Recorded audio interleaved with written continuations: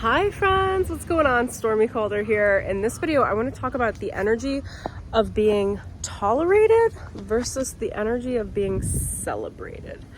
This is something that I got a lot of downloads on recently, where there's so many of us that are starting our spiritual awakening, right? When you start budding, and even for like a decade after, where you're like, oh my gosh, people like deal with me being like spiritual. Oh my god, it's so weird. I like crystals. I can kind of be psychic. Like, I know when you're gonna call sort of energy. And it's interesting because the way it shows up in relationships a lot of the time is people will tolerate us, or they will tolerate someone who is just starting or maybe knee deep in their spiritual journey.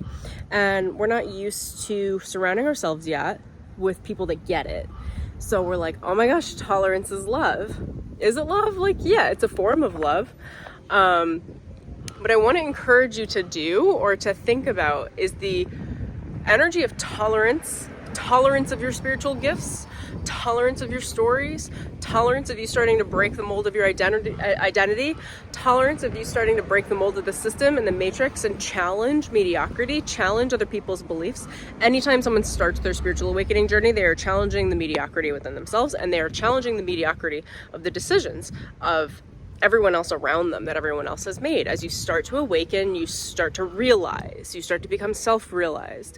You start to have new ideas and new thoughts, which are likely very different than the ideas and thoughts than the people that are around you and the people that raised you, or the community that embraced you at one period or another. And we generally interpret their dealing with us as love. And although I love this phase, and it's important for every human to go through this phase, tolerance is not really love. Tolerance is a conditional form of love. It's an I'll deal with this pattern. I'll deal with you. And what that does is, it's necessary as we're awakening, but if we stay in that pattern too long, it agitates the self and the self-identity and the self-concept, because we never truly feel embraced. We feel like we're being dealt with, when the reality is that your true authentic self is beautiful and should be celebrated. When we tap into the energy of celebration, the people around you celebrating you, it's when you realize and are in total acceptance of who you are and who you've become, to the point where you invite people into your life in deep relationships that are congruent with your true self rather than your false self, are not conflicted by being confronted by your truth, and can hold and embrace you in all of what you are, your self-awakening, your new ideas and concepts of reality, your identity, and how that identity shifts and changes as you embrace and embody your own spiritual awakening. And as you celebrate yourself and accept that within yourself, then you can invite people around you that celebrate you. And there's no lack of difference, by the way. Like, I celebrate difference. I love difference in people. It makes me so happy to come into people's worlds and see how we're two like separate bodies doing two separate soul curriculums, and I love seeing the difference. It's one of like my favorite things in the world. And it's where each party doesn't take away from the other, but it's not from a place of tolerance either. There's no like dealing with one another. It's like, you've got your source connection, you have your way of living your life, and it's absolutely perfect. I love how you live your life. I love your truth and your expression. And it doesn't take away from my expression, or in this case, in your expression.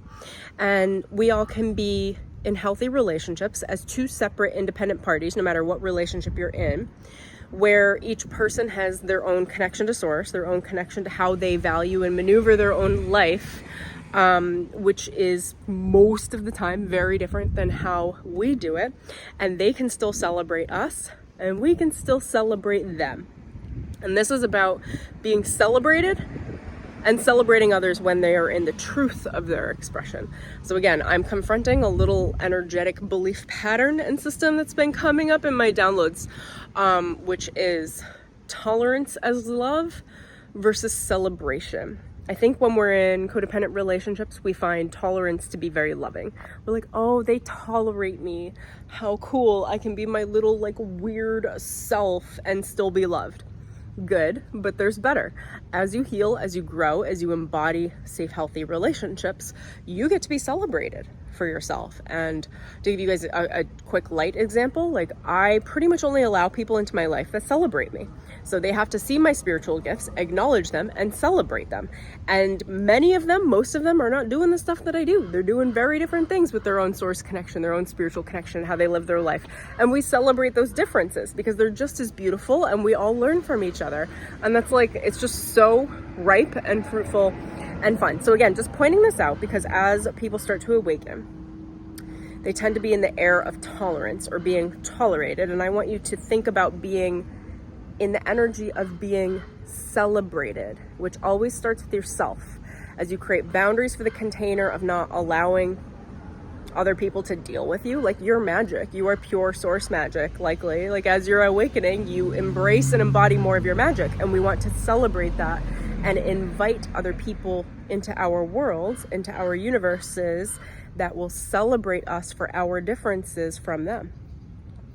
And that will celebrate us for our gifts and our strengths. And that will be inspired by our gifts and our strengths. And not be on defense about them. Or not think, oh, well, they have that strength or that gift, so that means something negative about me. No. You know, you can be fighting against somebody's gifts, fighting against somebody's strengths, or their character and their bond with Source. Which can be tolerant, I suppose, unless you've got enemies around you. Or they can be inspired by it, and it inspires their little light inside their heart to be more of who they are, to celebrate themselves, and to celebrate you. Isn't that beautiful? Okay, that's my thought for the day. Enjoy it. I love you guys so much. If you're inspired and want to work with me or jump into one of my programs, I'll leave some links in the description below. I've always got lots of free offers as well. I have a free enlightenment masterclass and a free Akashic Records video series, so enjoy those. Lots of love. Bye.